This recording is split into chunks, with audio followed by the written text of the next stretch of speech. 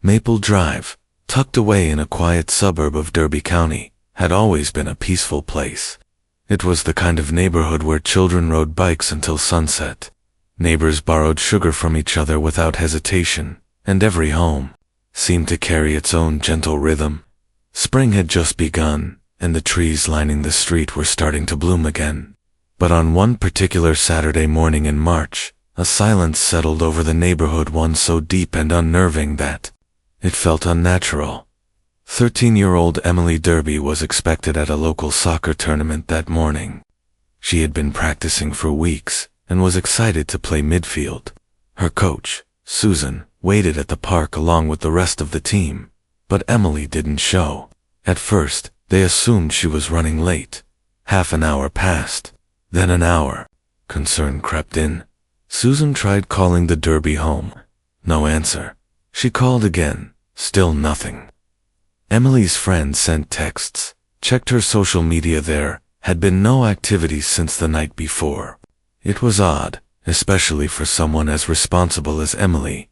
By noon, the concern turned into quiet panic. The Derby family wasn't the type to disappear without explanation. Their two-story home, painted soft beige with blue shutters, stood still and quiet.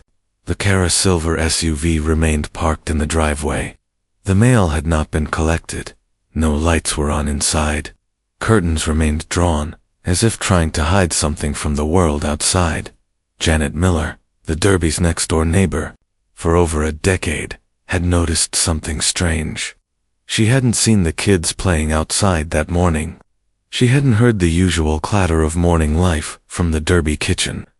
Out of instinct, she knocked on their front door around 2:30 p.m., hoping to find Thomas or Laura inside. No response. She walked around the side of the house and noticed that the back door was slightly ajar. Not wide open, just enough to catch her attention. She hesitated, then pulled out her phone and called 911. Within minutes, 2 patrol officers from the Derby County Sheriff's Department arrived. They were greeted by Janet, who nervously pointed toward the back of the house. Officers called out as they stepped inside. What they found would haunt them for the rest of their careers. The kitchen was clean to clean. A pan sat on the stove, as if someone had begun cooking and walked away mid-task. A phone lay on the counter, its screen dark. Moving cautiously, the officers noticed a reddish trail on the hardwood floor, faint at first, but unmistakable upon closer look. They followed it toward the hallway. Their radios crackled as they requested backup. What lay beyond that hallway changed the course of their small town forever. In the master bedroom, the bodies of Thomas and Laura Derby were discovered on the floor beside their bed. Their hands were bound tightly behind their backs with duct tape, and each had been shot in the head at close range. Blood had soaked into the carpet beneath them.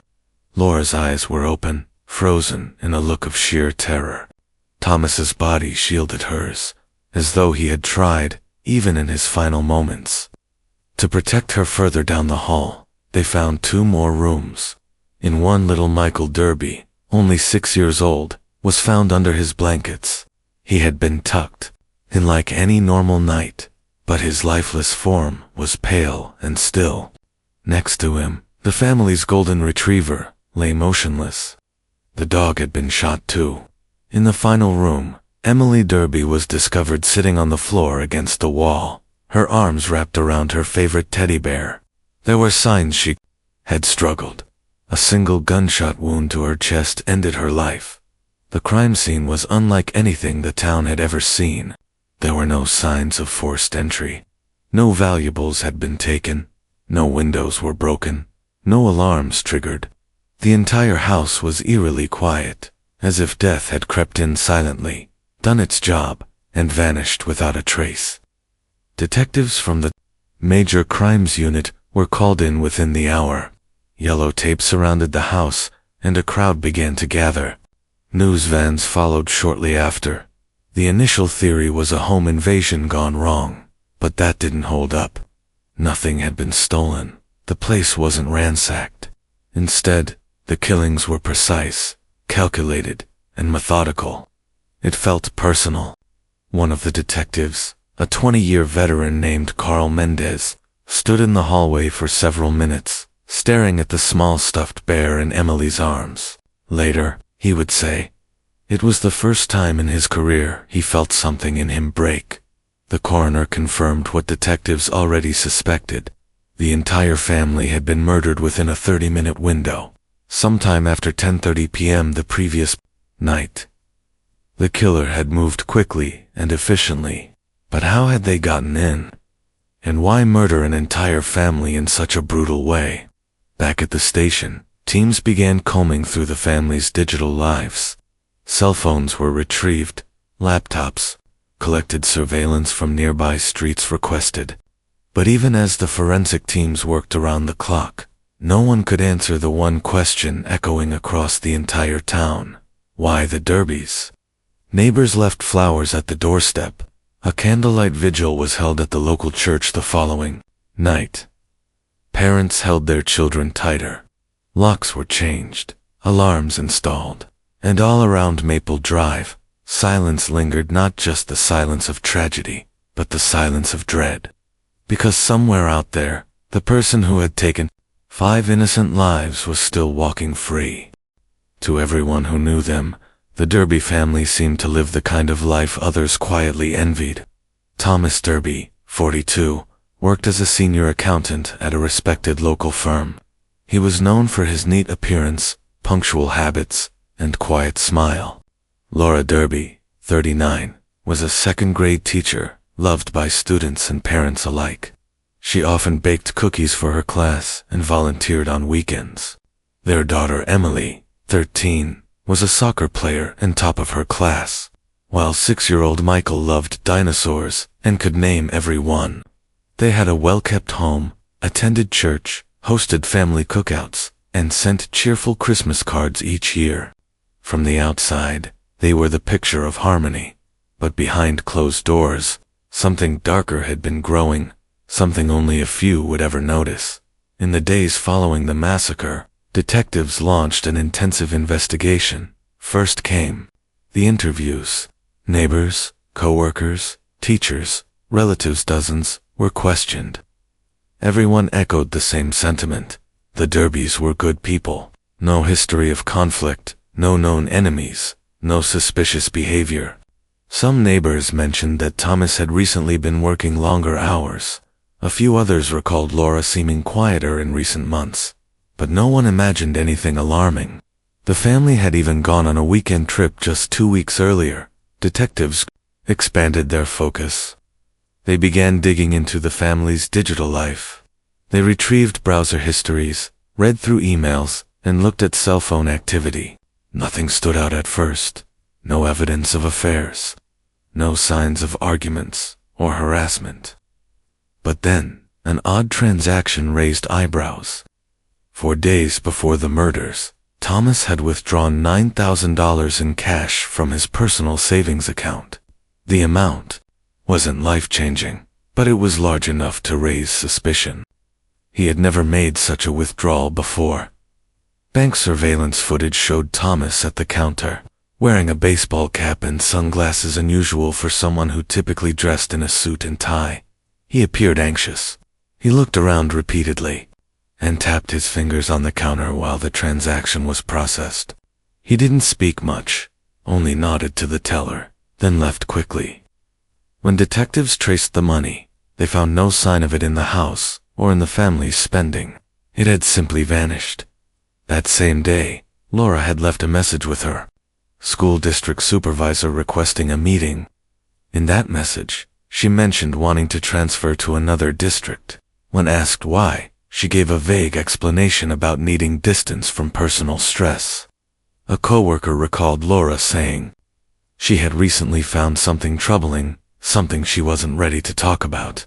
Investigators now believed Laura may have uncovered a secret Thomas had kept hidden for years.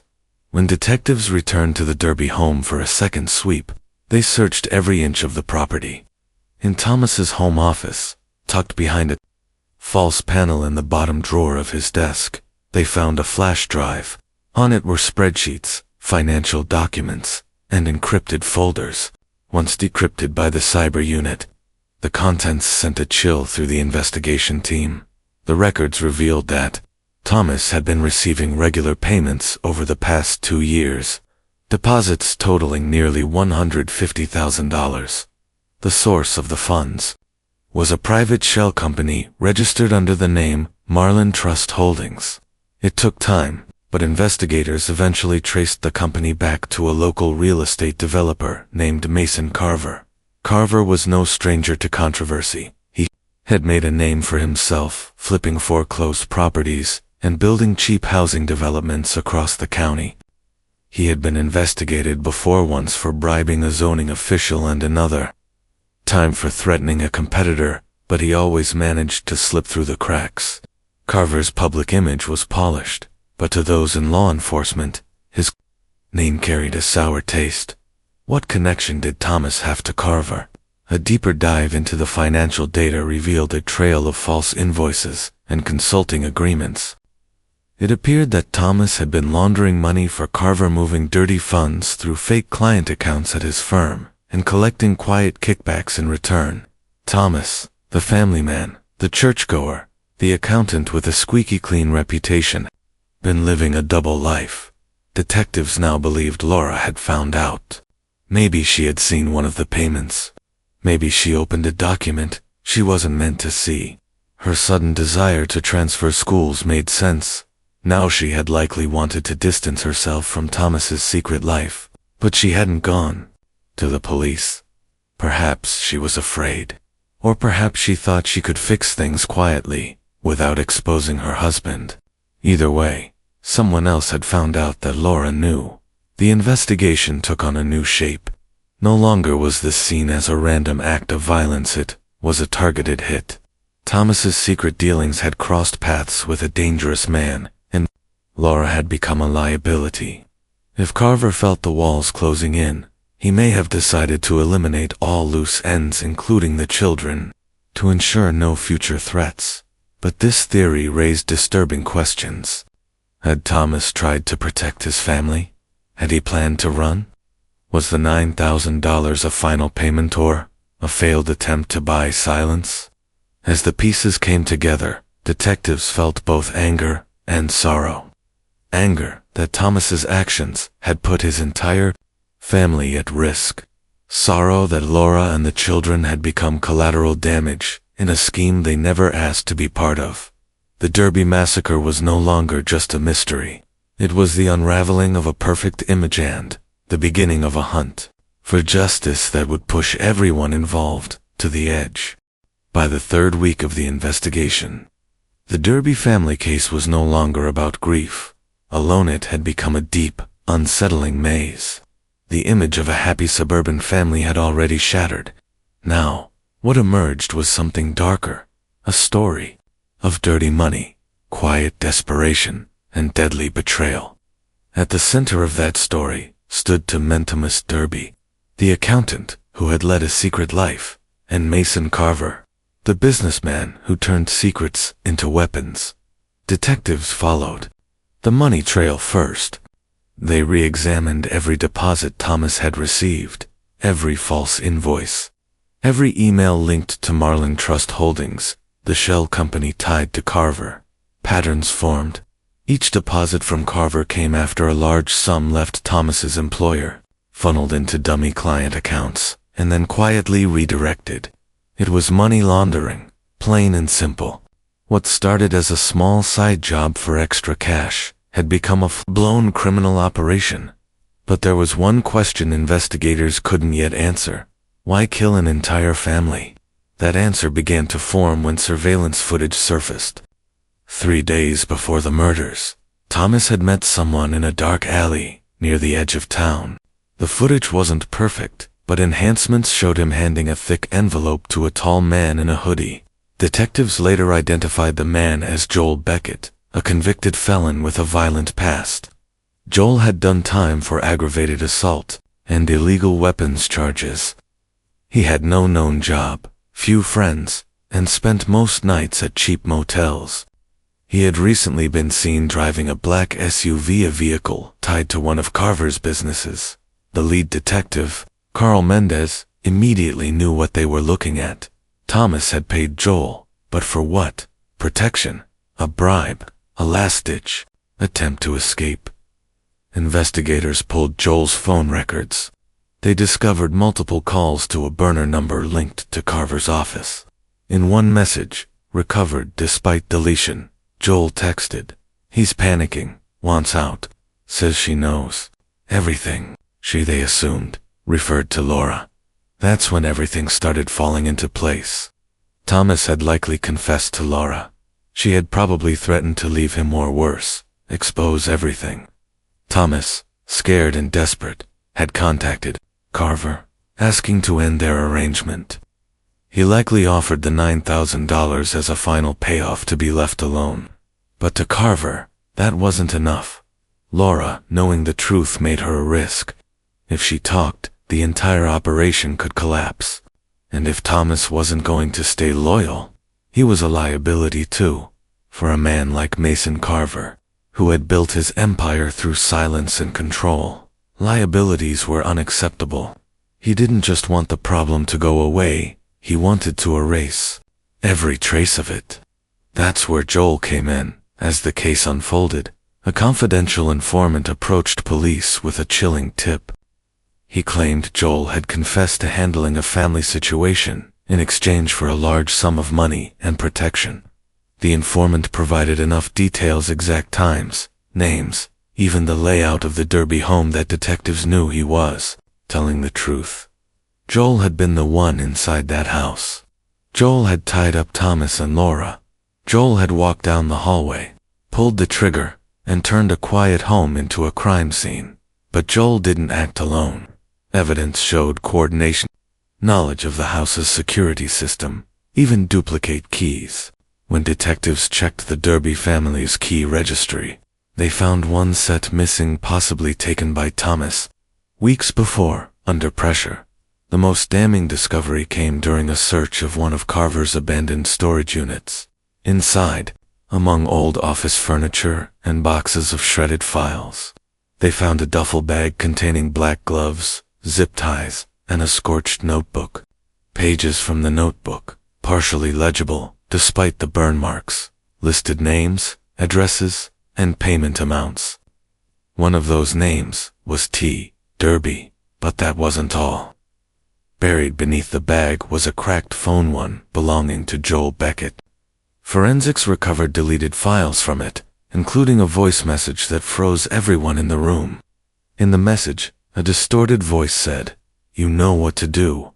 Make it clean. No mistakes. Take them all. No one talks." Detectives sent the audio to voice analysts. They concluded with high confidence that the voice belonged to Mason Carver. This wasn't speculation anymore. This was a blueprint for murder. Before police could issue an arrest, they got another shock. Joel Beckett was found dead in a roadside motel just 20 miles outside of town. He had apparently overdosed, but there was no note on his personal, an envelope on the nightstand addressed to whom it may concern. Inside was a 3-line message. "It wasn't supposed to go that far," she screamed. The boy cried, "I'm sorry." Carver said no one lives. The message devastated the detectives. It confirmed what they feared. The children weren't just collateral, they were targets. Carver hadn't cared that Emily was 13 or Michael only 6. All that mattered to him was silence. The coroner ruled Joel's death a suicide. But some officers quietly wondered if Carver had silenced him too. Either way, Joel's death left Mason Carver as the last remaining link in a deadly chain. But he still walked free, smug and untouchable. No official charges had been filed yet. Carver's lawyers were already making moves. His influence ran deep in Derby County, and everyone knew convicting him wouldn't be easy. Detectives had one last chance to gather more evidence before Carver could cover his tracks. They moved quickly, filing for a warrant to search his estate. The moment of truth was coming. Either they would find what they needed, or the man responsible for one of the most horrific crimes in county history would disappear behind his empire of silence. By the time the warrant to search Mason Carver's estate was signed, The entire department knew this was more than just another case. It wasn't about paperwork or arrests anymore, it was personal. The Derby Family Massacre had shaken every investigator to their core, especially those who had walked through the blood-soaked halls of that suburban home. Some had worked homicide for decades, but none had seen a crime so methodically cold, so targeted, and yet so painfully human. What broke them wasn't just the cruelty of the crime, it was the innocence of the victims. It was the teddy bear in Emily's arms. It was Michael, tucked in like he was just going to sleep. The silence of that house echoed in their minds, long after they left. The raid on Carver's estate happened just after dawn. Dozens of officers surrounded his luxurious property on the outskirts of town. The place was guarded like a fortress, high walls, security cameras, gates with codes. But none of that stopped the entry team. Armed with rifles and warrants, they moved in swiftly. Carver, wearing a silk robe and sipping coffee on his back patio, looked surprised, but not scared. He didn't ask why they were there. He simply nodded and said, "Do what you have to do." That coldness, the complete lack of fear only, made the detectives angrier. Inside the mansion, investigators began a meticulous search. Most of the house was spotless too. Spotless. Expensive artwork, imported rugs, glass cases of rare wines. But beneath all the polish, they found cracks. In the basement, hidden beneath a false floor panel in a locked room behind the wine cellar, they discovered a safe. It was industrial grade, bolted to the concrete. It took nearly 2 hours and specialized tools to break it open. What they found inside confirmed everything. There were 3 separate folders, each marked with a single name. One, Read Derby. Another, Read Operations. The third, Blacklist. The Derby folder contained photos of the family, some candid, others clearly taken from a distance with a long lens camera. One photo showed Laura dropping the kids off at school. Another showed Thomas entering his office late at night.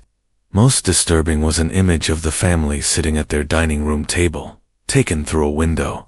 It sent chills through the room. Also in the safe were printed financial records, contracts, and a notebook full of handwritten notes detailing payments to various freelancers. One name appeared 3 times, Joel Beckett. Alongside the notes were burner phone receipts and a second flash drive. On that drive, investigators found surveillance files, maps of the Derby neighborhood, blueprints of their home, even notes on when their alarm system was disarmed. Someone had studied the family. Someone had planned every step. But the final piece of evidence, the one that shattered whatever hope Carver had left, came from Joel Beckett's phone. It had already provided a voice message with Carver's distorted command: "Take them all. No one talks." But now, data experts recovered GPS metadata from a deleted photo taken the night of the murders. The image wasn't of the family. It was of a blood-stained glove on the floor of the Derby hallway. The photo was timestamped just 15 minutes after police believed the murders occurred. The location data placed Joel's phone inside the house, and the image had been automatically uploaded to a cloud account linked to an IP address, registered at a guest house owned by Mason Carver. There was no more room for doubt. Detectives brought Carver in for questioning that same evening. His lawyers followed, demanding silence. Carver didn't flinch. He sat calmly, confident. He denied knowing Joel. He said he had never spoken to anyone about the Derby family. He claimed the money in the safe was part of a private investment deal. But the evidence crushed every word he spoke. When investigators played the distorted voice recording, his jaw tightened. He leaned back, but said nothing. A week later, the Derby County District Attorney's Office filed charges: 5 counts of first-degree murder, conspiracy to commit murder, money laundering, obstruction of justice, and tampering with evidence. Carver was denied bail. The community rejoiced not out of happiness, but out of a desperate need for justice. In the weeks that followed, the case went to court. It became the most publicized trial in county history. The courtroom was packed every day. Reporters sat shoulder to shoulder with grieving neighbors. Laura's sister, her hands shaking, attended every session.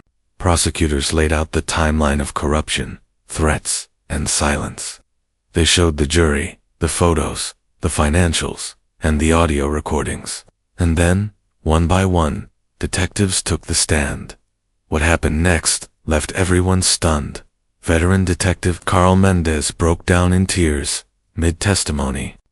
He tried to read a passage from Joel's final note, but couldn't finish. His voice cracked. His hands trembled. He apologized to the court, but no one blamed him. The judge gave him time. Another officer described walking into Michael's room and realizing the child had been tucked in by his killer. Several jurors wiped tears from their eyes. Even members of the press lowered their cameras. This wasn't just a criminal trial. It was a town laying its grief bare. Every piece of evidence felt like a fresh wound, and yet, that pain gave them strength. It turned a quiet investigation into a public cry for justice. Mason Carver was eventually found guilty on all counts. The verdict came swiftly. The judge sentenced him to life in prison without the possibility of parole. There was no applause, just silence heavy and long, because nothing could undo what had been done. But at least now, the man behind the curtain, one who had ordered a family erased, was finally behind bars. The guilty verdict should have brought peace. It should have closed a chapter and allowed everyone, family, friends, detectives, neighbors, to finally breathe again. But it didn't, because some wounds run too deep for justice to fully heal. Mason Carver had been sentenced to life in prison without parole, but the Derby family remained gone, and in their absence, only questions remained heavy, haunting questions with no answers. After the trial, Laura Derby's sister, Melissa, stood before reporters outside the courthouse. Her voice trembled. She held a picture of Laura, Emily, and Michael smiling in the backyard the summer before they were killed. "We lost everything," she said quietly. "They were our joy, and we'll never understand why it had to end like this." Her words echoed across Derby County. They resonated with parents who tucked their children into bed that night, feeling the air a little heavier than before. The house on Maple Drive didn't last long after the trial. The town voted to have it demolished. Too many people had driven by in silence, staring at the windows where light once shone but now only cast shadows. The demolition crew arrived one morning, and by sunset, all that remained was a flattened lot surrounded by silence. Some wept, others simply stood, watching the dust rise. And in place of a home, a small memorial garden began to grow. A local florist donated sunflowers, Millie's favorite. A bench was added, along with a plaque that read, "In memory of the Derby family." A light extinguished, but never forgotten. Detective Carl Mendez retired shortly after the trial. He said nothing in his career could compare to what he saw inside that house.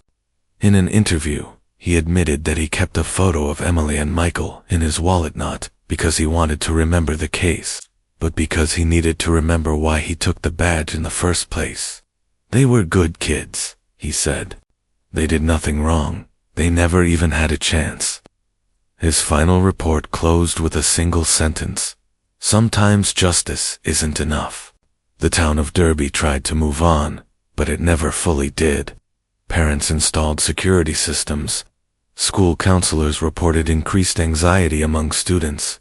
Local churches held grief circles for months. There was even a movement to reform how white-collar crimes were monitored, prompted by the discovery that Thomas's laundering had gone undetected for years. It wasn't just a personal tragedy anymore, it was a systemic failure that had cost 5 lives. But still, the most painful part for many wasn't the trial or the horror, it was the what-ifs. What if Thomas had never taken that first payment? What if Laura had gone to the police instead of staying silent? What if Thomas had confessed earlier or warned her before things escalated? What if Joel Beckett hadn't been hired? What if Carver had been caught years ago, when whispers of his threats first began? The possibilities haunted those left behind. Laura had once written in her school journal, uncovered later by a colleague, that trust, once broken, becomes the sharpest knife. Those words were never more true. She had trusted her husband, believed in their marriage, and in doing so, unknowingly stood in the path of destruction. But she wasn't a victim of her own choices. She was a victim of greed, corruption, and the cowardice of powerful men. The court transcripts eventually went public. They revealed that Carver saw the Derby family not as people, but as a risk, a detail to be erased. He had joked in one message, "Loose ends don't tie themselves." That line appeared in news headlines across the country. It became a painful reminder that to some, human life was expendable. Emily's soccer team held a memorial game in her honor. Her jersey number was retired. Her coach placed her cleats at the center of the field during the final game of the season. Players and parents stood in silence as the sun set behind the bleachers. Michael's school created a reading corner in his name, filled with dinosaur books and plush toys. Children who never even met him read there daily, unaware of the horror but touched by his memory. And then there was Thomas. His name became complicated. Some wanted to remember him as a victim, someone who got in too deep and tried to protect his family too late. Others saw him as responsible, the man who opened the door to darkness. Either way, he was no hero. His choices, whether out of desperation or arrogance, had sealed their fate, and his silence had allowed a monster like Carver to gain control. Years later, Derby County would still talk about the case. People would mention it quietly in cafes or during slow afternoons at the grocery store. New families moving in would ask about the garden on Maple Drive, and longtime residents would explain with a heavy heart. Documentaries were made, books were written, but none could truly capture the raw grief. The moment Janet Miller, the neighbor, stepped into that quiet house and unknowingly uncovered a massacre. In the end, all that was left was a necklace, found on Emily's body. Clenched in her hand, it was a small silver charm shaped like a heart, engraved on the back, just one word: hope. It survived the chaos, the blood, the betrayal. Detectives gave it to Melissa, who now wears it every day. She was brave, she says. Even in the end, she held on to something pure. And maybe that's the only answer to the Derby Family Massacre. That in the face of evil, there are still pieces of hope. Fragile, yes, but unbreakable.